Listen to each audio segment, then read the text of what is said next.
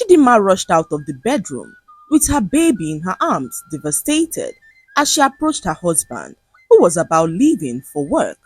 He's not breathing. She said repeatedly as they both rushed to the hospital with the baby. The hospital was only a few miles away, but every second felt like an eternity. Chidinma held her baby tightly, whispering prayers and begging him to respond. Ike drove in complete silence, his knuckles white as he gripped the steering wheel of his car. They arrived at the hospital, bursting through the doors, and rushed their child into the emergency ward. The doctor's face was grave as he examined the baby. After what seemed like hours, he returned with the news that shattered their world. Their baby boy, the one they had waited for over 15 long years, was gone, lifeless. Chidinma collapsed to the floor, unable to comprehend what she was hearing. How could this be?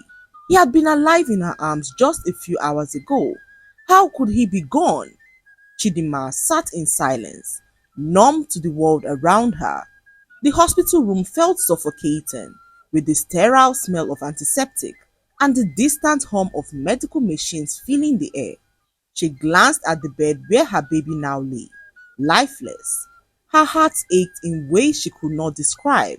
This was supposed to be a time of joy, of celebration. Yet, here she was, mourning the loss of a life that had barely begun. Ike, though equally devastated, tried to hold himself together for Chidinma's sake.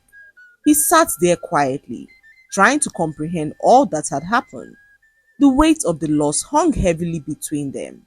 How could this happen? She whispered, her voice barely audible. Ike didn't have an answer. He could only sit there, drowning in his own pain and helplessness. Chidinma's mind raced with memories of the previous night. She had kept her baby close to her chest, refusing to place him in his crib.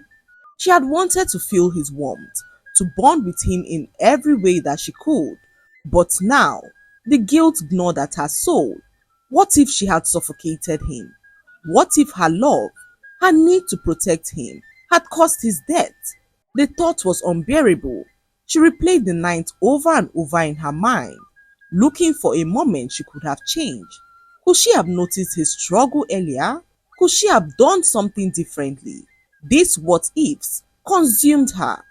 Ike tried to reassure her, but nothing he said could break through the wall of guilt that she had built around herself. While Chidinma wrestled with her guilt, Ike battled his own silent grief. He had always been the strong one, the rock in their relationship, but this loss had shaken him to his core. He had waited 15 years for this child, endured the pain of countless disappointments, only to have him taken away so suddenly. Ike could not understand why this had to happen. What had they done to deserve this? Though he tried to support his wife, the pain was overwhelming. In the quiet moments, away from her eyes, he allowed himself to weep. He cried for the son he had barely known, for the dreams of fatherhood that had been ripped away.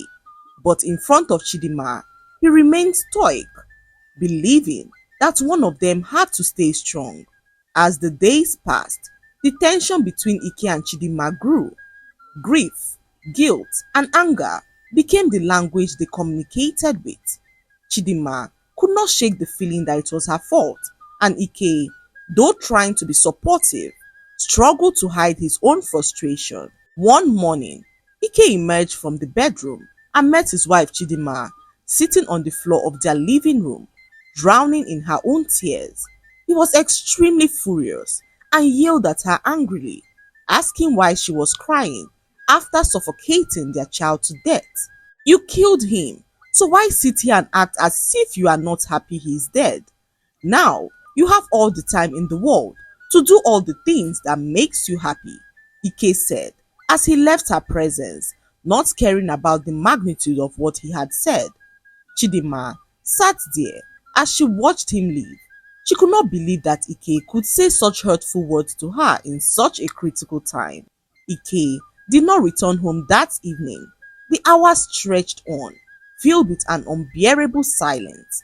Chidima could not move from the spot where she sat. Her tears long dried, her mind lost in a fog of grief. She kept replaying Ike's words over and over. You killed him. Now you have all the time in the world to do all the things that make you happy. How could he believe she wanted this?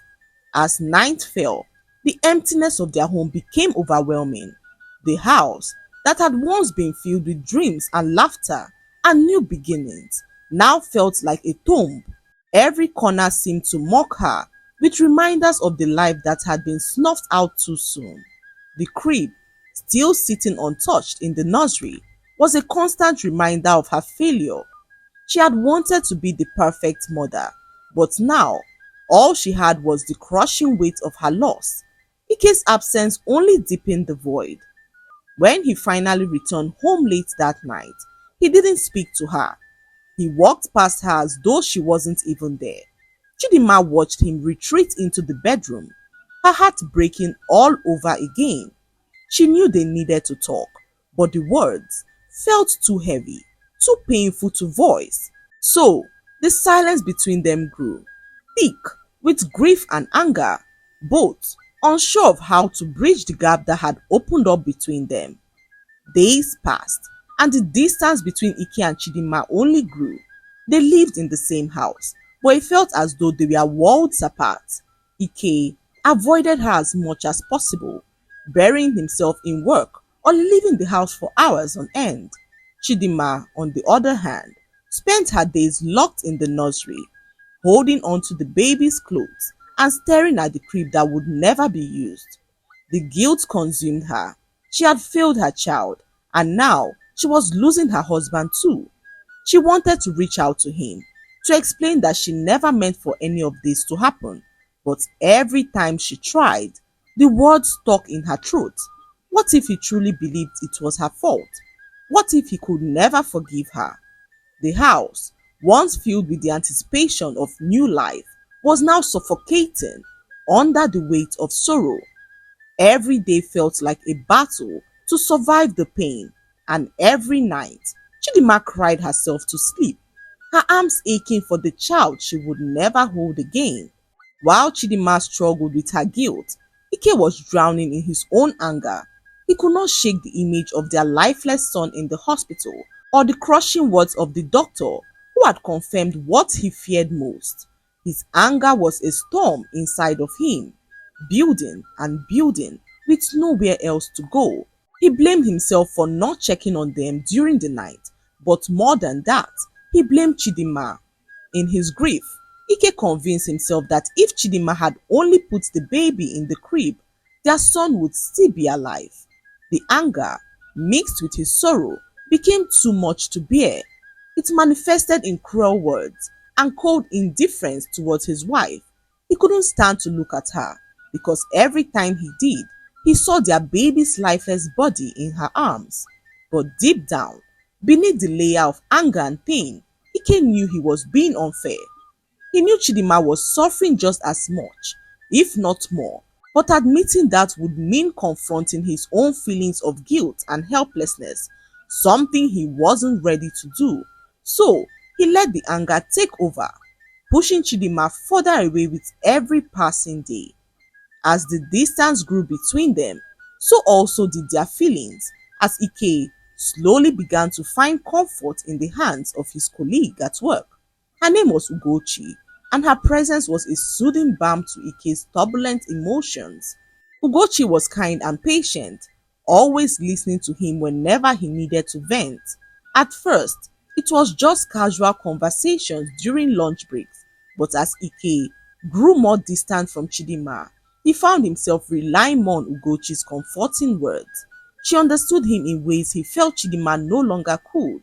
Slowly, what had started as harmless talks turned into something deeper. One evening, after a particularly exhausting day, Ike found himself in Ugochi's apartment. He hadn't planned to go there, but his feet had taken him to her door without much thought. She welcomed him with her usual warmth, offering him a glass of wine as they talked. The weight of his guilt and grief was heavy on his shoulders, and the more they talked, the more he felt the walls around his heart crumbling. Ugochi leaned closer, her hand gently touching his arm, and for a brief moment, Ike forgot about the pain, the anger, and Chidinma. He forgot about everything as he allowed himself to be lost in Ugochi's embrace. One thing led to another, and Ike found himself spending the night with Ugochi. Everything felt so wrong and right at the same time. Ike felt so guilty for the pain this would cause to his wife, but the happiness he felt in his heart was one he hadn't felt in a very long time. Ugochi seemed so perfect for him, and he found himself craving her presence more and more as the days passed. What had begun as a single night of comfort soon became an affair that Ike could not seem to pull away from.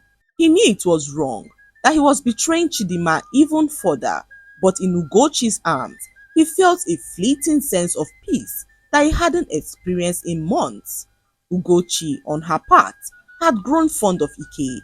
She had always admired his strength and dedication at work, but now, seeing him vulnerable and lost, she found herself drawn to him even more. She hadn't planned for things to go this far, but as time passed, their bond deepened. Soon, they were seeing each other regularly outside of work, with Ike spending more nights at Ugochi's apartment than at home. Several weeks later, everything changed. Ugochi had been feeling unwell for a few days. Initially, she brushed it off as stress, but as the symptoms persisted, she began to suspect something more. With a growing sense of anxiety, she decided to take a pregnancy test. Her heart raced as she waited for the results, and when the two lines appeared on the strip, confirming her worst fear, her mind spiraled into panic. She was pregnant. The realization hit her like a tidal wave. This wasn't supposed to happen. The affair had been an escape, not something that would tie them together forever. Ugochi did not know how to break the news to Ike, and more importantly, she feared how this would affect his already fragile marriage. She was carrying his child, and there was no escaping the consequences now. When Ugochi finally gathered the courage to tell Ike, they were at her apartment again, the usual place where they met. Her voice trembled as she spoke. Ike, I need to tell you something. I'm pregnant. The silence that followed was deafening. Ike stared at her, his face pale, his mind struggling to comprehend what she had just said.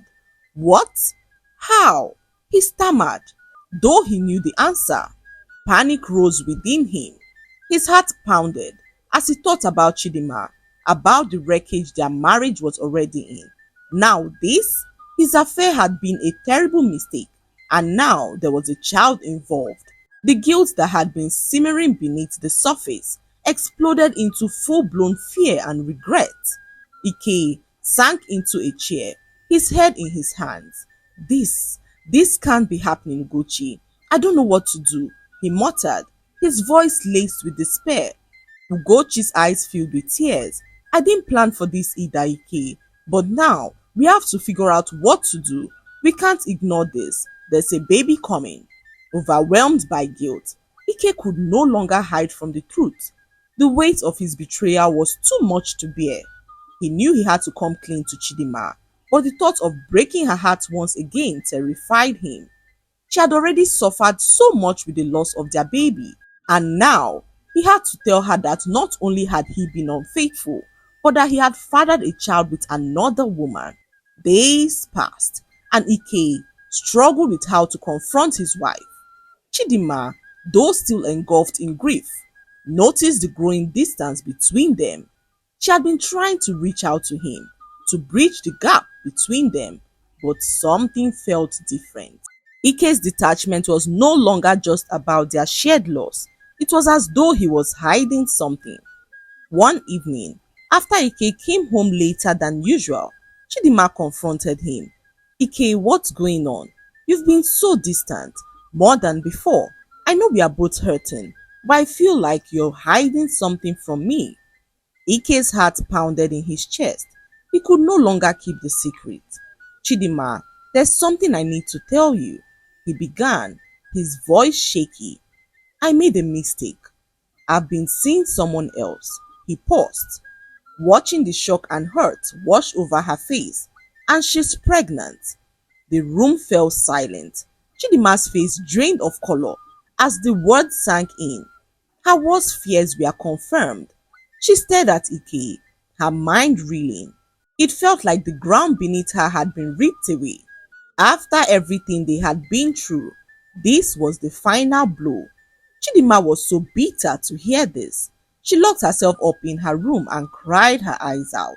Chidima could not believe that the man she had built her life with, the man she had shared the deepest moments of her grief with, had betrayed her in such a cruel way. Her heart was shattered into a million pieces, and the weight of the betrayal crushed her soul.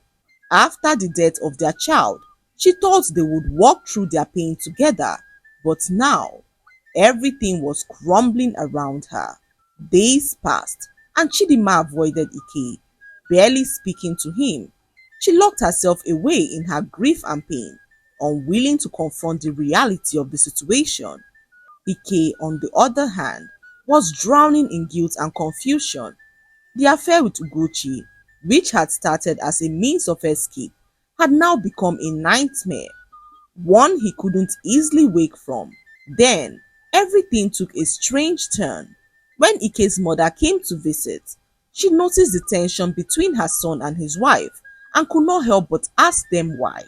Chidima broke down in tears and narrated the pain and betrayal she had endured, the affair of her husband, and the pregnancy of his mistress. Shocked at the news, Ike's mother requested to know who the woman was. She was so delighted to hear of the pregnancy and looked forward to having another grandchild. Chidima could not believe what was happening. Her mother-in-law, who she believed had her best interests at heart, was now excited at the news of another woman carrying her son's child. She spoke to her son Ike, advising him to marry the woman with his child, saying that no grandchild of hers would be labeled a bastard. Ike, torn between his guilt and his mother's firm stance, could not find the words to respond. His wife Chidima, still overwhelmed with shock and despair, could hardly believe what was happening to her life. The thought of her husband's mistress Ugochi moving into their home made her feel suffocated, as though her last grip on her marriage was slipping through her fingers. But Mama Ike was relentless. Within days, Ugochi moved into Ike and Chidima's home under the guise that she needed proper care during her pregnancy. Ike's mother took complete control, and Chidima found herself increasingly isolated in her own home. Her husband's mistress was now living in her home, and Chidima watched in disbelief as her mother-in-law cared for her son's mistress, not minding how this affected his wife Chidima, who had still not gotten over the death of her child. Seeing Ugochi in her home constantly reminded her of that which she had lost. Chidima tried all she could to ignore, but Ugochi always had a way to get under her skin. One morning, Chidima woke up to realize that her baby's nursery had been cleared out. Ugochi packed up all the baby items in a box and burnt them, saying that the items were occupying the space that she needed to set up her own baby's nursery. Chidima stood frozen in shock when she saw the empty room. The once vibrant space where she had envisioned her son growing up was now a hollow shell. The memories of her lost child were being erased, and the painful reality crushed her spirit even more. Ugochi's presence in the house grew more oppressive each day. Mama Ike supported Ugochi's every decision, and soon Ugochi began acting like she was the rightful wife in the home. She redecorated the living room, claiming the house needed to reflect a mother's touch. Chidima watched in silence, unable to protest, as every piece of the home she had built was slowly replaced or removed. At one point, Ugochi took Chidima's favorite chair and had it moved out of the living room, saying that it was too old-fashioned. "We need something modern now that there's going to be a baby in the house," she said to Ike seemed so indifferent about it. Chidima clenched her fist, holding back her tears. The house she had once found comfort in was now gradually becoming alien to her. One evening, during a family dinner, Ugochi decided to take her place at the head of the table, a spot Chidima had always reserved for her husband Ike. When Chidima entered the dining room and saw Ugochi sitting there, she felt a pang of anger. "That's Ike's seat," Chidima said quietly, trying to keep her voice steady. Ugochi laughed lightly. "Oh, Chidima, don't be so traditional. Ike doesn't mind, do you, Ike?" she said with a smile, looking towards Ike, who remained silent, his eyes avoiding Chidima's gaze. Mama Ike chimed in. "It's just a seat, Chidima. Let's not make a big deal out of it." Chidima stood there for a moment, feeling the weight of the betrayal in the silence of her husband. She could not eat that night, leaving the table with tears pouring down her face. Immediately she ran into her room to cry. She overheard a conversation that shattered her completely. "I think it's time we talk to Chidima about leaving," Ugochi said to Mama Ike, her voice dripping with false concern. "It's obvious she's not happy here, and the baby's arrival will be easier without the tension.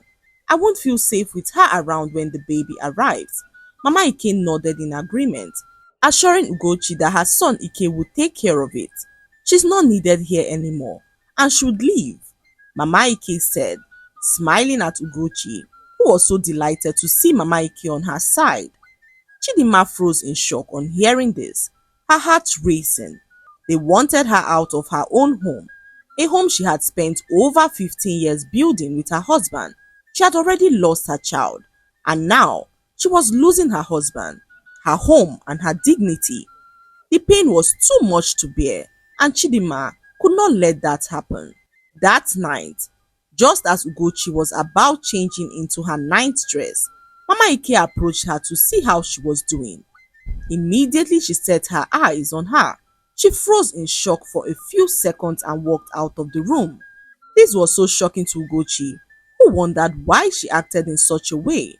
When morning came, Ike's mother informed Ugochi that they were all going to visit her parents. Ugochi was over the moon to realize that her dreams were finally becoming a reality. She could not wait to be legally married to Ike and was willing to do anything to achieve this. "Do your parents know that you are pregnant for my son?" she asked Ugochi, who informed her that her parents were not aware of the pregnancy. Ike's mother froze for some minutes and called on Ike, informing him that they had to go see Ugochi's parents. "Mama, why? What do you need to see them for?" Ike asked his mother, who ignored his questions and insisted that they had to go see them. Chidima, still locked up in her room, could not help but overhear their conversation, her heart racing as she wondered why Ike's mother was insisting on seeing Ugochi's parents. Does she want her son to marry Ugochi? She thought to herself as she felt her temperature rise. How can Mama do this to me? Chidima thought to herself again as she heard the door close. Her mind raced with fear and anxiety as she listened through the door. The possibility that Ike's mother might push for a marriage between Ike and Ugochi filled her with dread. She had already lost her child, a child she waited and prayed for over 15 years. Now, she was at the brink of losing her husband to another woman.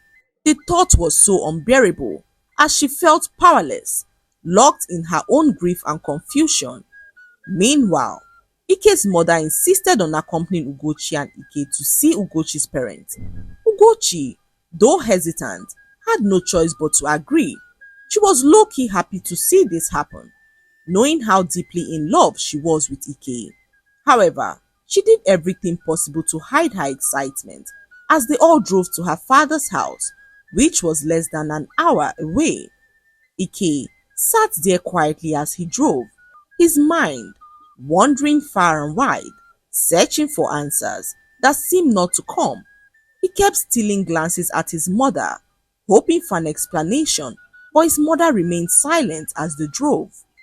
When they arrived at Ugochi's family house, Ugochi's parents welcomed them in, although they were confused to see their daughter being escorted by some strangers. Mr. and Mrs. Odinaka were kind and hospitable people. They welcomed them in warmly and asked for the purpose of their visit. Ike's mother wasted no time getting to the point. Mr. Odinaka, she began, her voice steady but intense. Your daughter Ugochi is pregnant for my son. However, this is the least of the problem that brought me here. Ugochi's parents stared at Ike's mother in shock. Mr. Odinaka cleared his throat, his face tight with confusion. What do you mean by least of the problem? Isn't the pregnancy the reason you are here? Ike's mother took a deep breath, her eyes filled with a mixture of sorrow and guilt. There is something much bigger at play here. Many years ago, when I was much younger, I gave birth to a baby girl.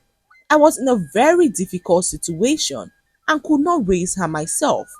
So, I handed her over to a woman who promised to find a good family to care for her. That girl, I believe, was Ugochi. I gave her a scar on her shoulder, which I saw on Ugochi's shoulder last night. The room fell silent. Mr. and Mrs. Odinaka knew how Ugochi came into their lives and knew that Ugochi truly had a scar on her shoulder, a scar that they had always wondered how it came about. They exchanged nervous glances, and Ugochi sat there frozen in her seat, her heart pounding, seeing that Ike's mother had not come to see her parents for her son to declare an interest in marrying her, but to confess that she was her biological mother. No, that can't be possible, Ugochi whispered to herself, her voice trembling as the thoughts ran through her mind. You must be mistaken. You can't be my mother, she said to Ike's mother, who narrated how she gave her the cut on her shoulder the night before she was handed over to the woman as a baby. Ugochi in that moment froze in complete shock, knowing that she truly had a scar on her shoulder.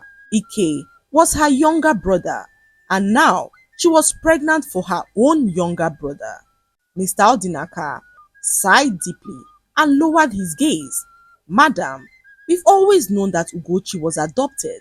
We raised her as our own, but we never imagined something like this would happen. Ugochi's mother, Mrs. Odinaka, wiped tears from her eyes. We didn't know who her biological parents were. We only knew that a wealthy woman arranged the adoption. Ike, who had been sitting silently, his mind a whirlwind of confusion and disbelief, finally spoke up with a shaky voice. No, no, this can't be happening. Ugochi is my sister. We've been together and now she's pregnant. How do we even begin to make sense of this? Tears poured down from Ugochi's eyes. Ike, I didn't know. I swear I didn't know. How could this happen? Ike's mother, filled with regret, reached out and touched Ugochi's arm gently. I didn't know either, my child. If I had known, I would have never let this happen. But the truth is undeniable. You are my daughter, and that means Ike is your brother. The weight of the revelation hung heavy in the room, suffocating everyone present. Ugochi's parents sat in stunned silence, trying to process that which they had just learned. The woman they had known as their daughter all her life had a past that none of them could have anticipated. After several minutes of silence, Ike stood up, his body trembling. What are we supposed to do now? He asked, his voice filled with anguish. Ugochi is carrying my child, our child. How can we ever move forward from this? Ike's mother looked at her son, her face filled with pain. What happens now? What do we do with this baby? Ugochi said, her eyes and mouth still shaking in confusion. Mr. Odinaka, who had remained quiet for most of the conversation, finally spoke up saying, this is not a decision we can make lightly. The truth has come out, and while this situation is tragic and difficult, we must take time to consider what is best for everyone involved, especially the unborn child. Tears filled Ugochi's eyes as she looked at her parents, then at Ike's mother, and finally at Ike himself. The love she had felt for him was now tainted by a cruel twist of fate, and the future seemed so uncertain.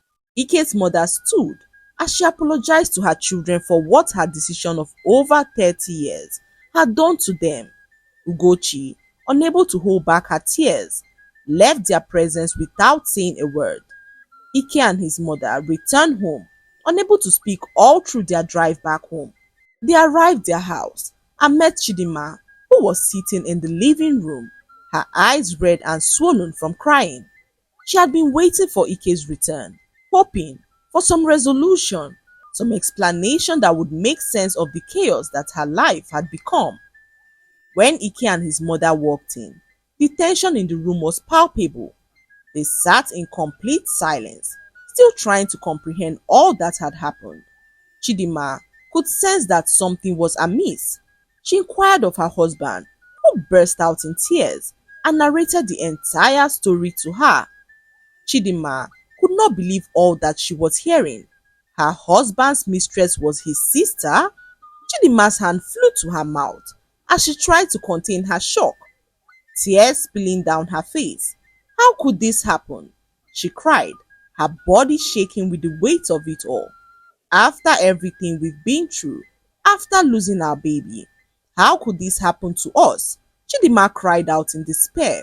Ike, unable to look her in the eyes, sank into his chair, his head in his hands. I don't know. I don't know how to fix this, he said, his voice hollow. Everything feels broken beyond repair. For a while, the room was filled with nothing but the sound of quiet cries and the ticking of the clock on the wall. Then suddenly, Ugochi walked in, looking so broken and confused. She walked up to Chidima and began to apologize for all the terrible things that she did to her. Chidima could feel her anger rise. She could not believe how everything had turned out and how deep the betrayal had been. Chidima stared at Ugochi, her hands trembling as a surge of emotion welled up inside her. Anger, hurt, and sorrow. You burned my baby's things, Chidima whispered, her voice trembling. You took over my home, my marriage, and treated me like I was invisible. And now you're telling me that you're sorry? Ugochi, her eyes brimming with tears, nodded. I know, Chidima. I was wrong. I was so blinded by my own desires. I didn't care who I hurt. But I never knew Ike was my brother. I swear I didn't. And now, I don't even know how to make things right. I've destroyed everything. Chidima rose from her chair, her posture rigid with suppressed emotion. Destroyed everything? Yes, you have. But it's not just you. Ike, Mama Ike, all of you, you've all destroyed me. She paused, letting the weight of her words hang in the air before continuing. But what do you plan to do now, Ugochi? What are you going to do with the baby? Ugochi's face crumbled as fresh tears spilled from her eyes. I can't keep this child. Every time I think about it, all I see is the mistakes, the pain, the shame. How can I raise a child that will always remind me of this nightmare? I'm thinking I might terminate it. I don't see any other way. Chidima's eyes flashed with anger, and she stepped forward, her voice firm and resolute. No, you will not do that, Ugochi. This child is innocent. He didn't ask to be born into this mess, and he doesn't deserve to be discarded like it's some mistake. She pointed towards Ugochi, her voice rising. You might not be ready to love that child, but I will. I will take care of the baby, as if it were my own. Do you hear me? Ugochi stared at her, shocked by Chidima's words. You would do that? After everything I've done to you? You would raise this child? Chidima's expression softened, though the pain in her eyes remained. Yes, I would, because that child doesn't deserve to pay for your sins. I've already lost one child, Ugochi. I can't let another life be thrown away because of your mistakes. Ugochi's cries grew louder, her body shaking, as the weight of the situation finally crashed down on her. I'm so sorry, Chidima. I've been so horrible to you. I don't deserve your forgiveness, and I don't deserve to be a mother. Chidima sighed, her shoulders slumping. You're right, Ugochi. You don't deserve my forgiveness. But this isn't about you or me anymore. It's about that baby, and I'll make sure it has a chance at life, whether you are ready or not." The room fell silent as Ugochi wept, and for the first time, Chidima felt a strange sense of calm amidst the storm. It wasn't that the pain was gone, but a new purpose had begun to form within her. She had lost her own child, but maybe, just maybe, she could give this innocent life a chance to be loved.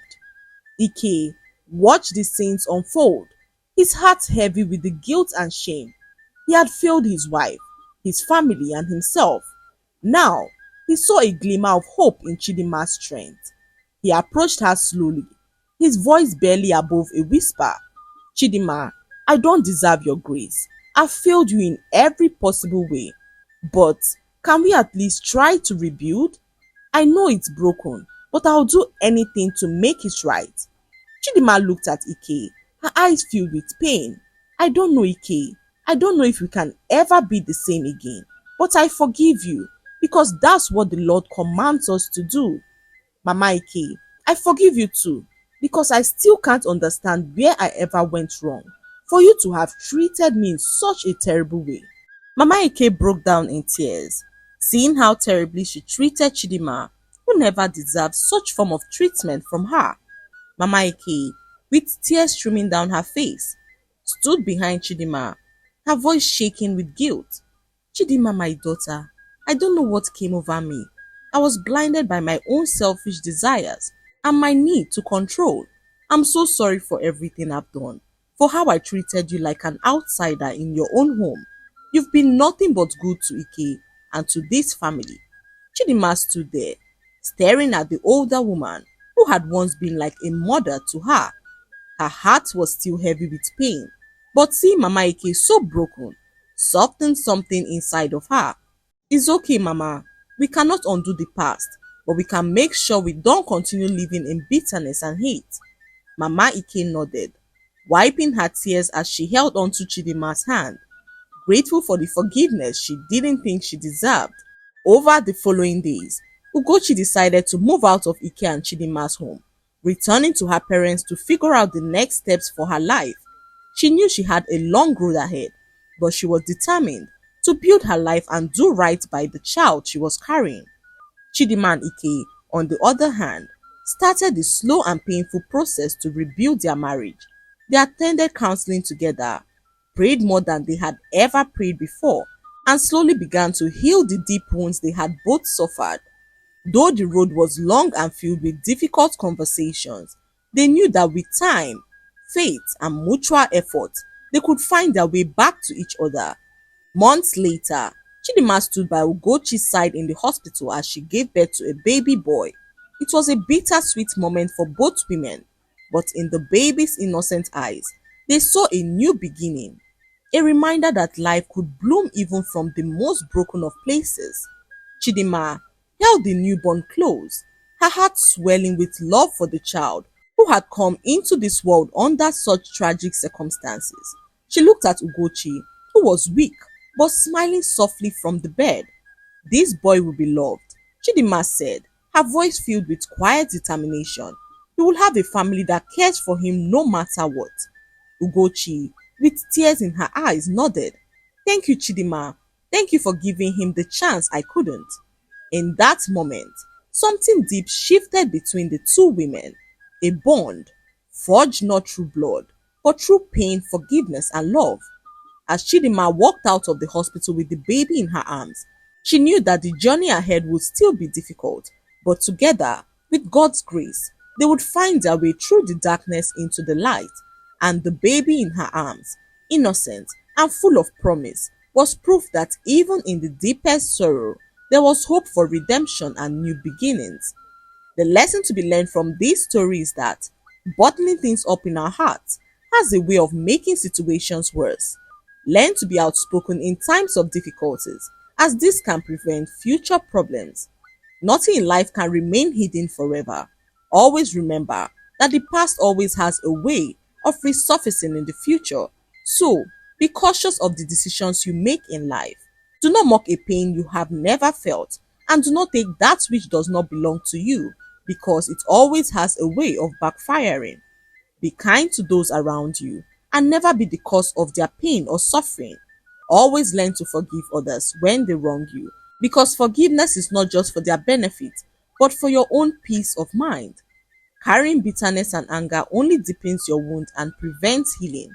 It's through forgiveness that we can move forward, release the burden of pain, and allow ourselves to heal and grow. Even in the most broken circumstances, like Chidinma's, forgiveness can pave a way for new beginnings and unexpected blessings. I hope you enjoyed the story.